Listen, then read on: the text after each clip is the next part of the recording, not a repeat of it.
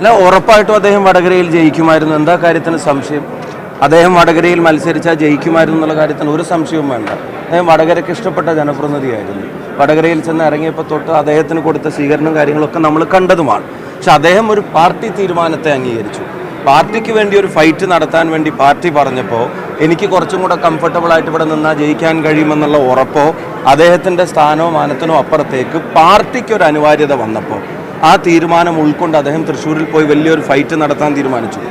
ആ ഫൈറ്റിൽ ഒരു പക്ഷേ തൃശ്ശൂർ പരാജയപ്പെട്ടു പോയിട്ടുണ്ടാവാം. പക്ഷെ ഞാൻ ഉൾപ്പെടെയുള്ള സ്ഥാനാർത്ഥികൾ പറയുന്ന ഒരു പ്രധാനപ്പെട്ട കാര്യം, അത് പൊതുസമൂഹത്തിനും ഉൾക്കൊള്ളാൻ കഴിയുന്ന ഒരു പ്രധാനപ്പെട്ട കാര്യം, അദ്ദേഹം അവിടെ പരാജയപ്പെട്ടെങ്കിൽ പോലും തിരുവനന്തപുരം മുതൽ കാസർഗോഡ് വരെയുള്ള വടകര ഉൾപ്പെടെയുള്ള ബാക്കി 19 മണ്ഡലങ്ങളിലും കെ മുരളീധരൻ എന്ന നേതാവിൻ്റെ ആർജവത്തോടെയുള്ള ആ തീരുമാനത്തിൻ്റെ ഗുണം ഞങ്ങൾക്കെല്ലാവർക്കും ലഭിച്ചിട്ടുണ്ട്.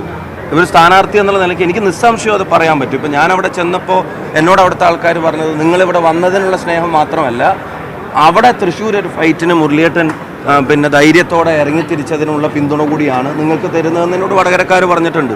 അദ്ദേഹം വടകരയിൽ മത്സരിച്ചാൽ എന്തായാലും ജയിക്കുമായിരുന്നു, ഒരു സംശയവും ആ കാര്യത്തിനില്ല. അപ്പം അദ്ദേഹം പാർട്ടിക്ക് വേണ്ടിയാണ് അത്തരമൊരു തീരുമാനമെടുത്തത്.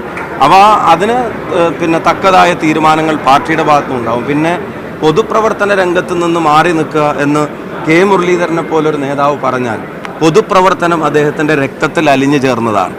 അതങ്ങനെ വിട്ടുപോകാനോ മാറി നിൽക്കാനോ പറ്റിയ ഒന്നല്ല. അദ്ദേഹത്തിന് ഏതെങ്കിലും തരത്തിൽ അത്തരമൊരു ചിന്ത ഉണ്ടായിട്ടുണ്ടെങ്കിൽ അതിൽ നിന്ന് അദ്ദേഹത്തെ പിന്തിരിപ്പിക്കേണ്ട ഉത്തരവാദിത്തം പാർട്ടിക്കുമുണ്ട്. പാർട്ടിക്കും ഇവിടുത്തെ ജനങ്ങൾക്കും പാർട്ടി പ്രവർത്തകർക്കും വേണ്ടി ആ തീരുമാനത്തിൽ നിന്ന് മാറാനുള്ള മനസ്സ് അദ്ദേഹവും കാണിക്കുമെന്ന് തന്നെയാണ് ഞങ്ങളുടെ അഭ്യർത്ഥനയും ഞങ്ങളുടെ പ്രതീക്ഷയും ഞങ്ങളുടെ ഒരു ആഗ്രഹവും ആ തരത്തിൽ തന്നെയുള്ളതാണ്. അദ്ദേഹം സജീവമായി കേരളത്തിലെ കോൺഗ്രസ് പ്രസ്ഥാനത്തിന് രാജ്യത്ത് തന്നെ നേതൃത്വം നൽകാൻ സീനിയോറിറ്റിയുള്ള ഒരാളാണ്.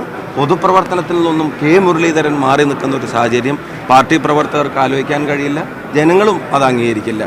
ഒരു തെരഞ്ഞെടുപ്പിലെ തോൽവി കൊണ്ട് അല്ലെങ്കിൽ ആ തെരഞ്ഞെടുപ്പിൽ ഉദ്ദേശിച്ച റിസൾട്ട് വന്നില്ല എന്നുള്ളത് കൊണ്ട് മാറി നിൽക്കേണ്ടതോ മാറ്റി നിർത്തേണ്ടതോ ആയിട്ടുള്ള ആളല്ല കെ മുരളീധരൻ എന്നുള്ളത് നമുക്ക് എല്ലാവർക്കും അറിയാം.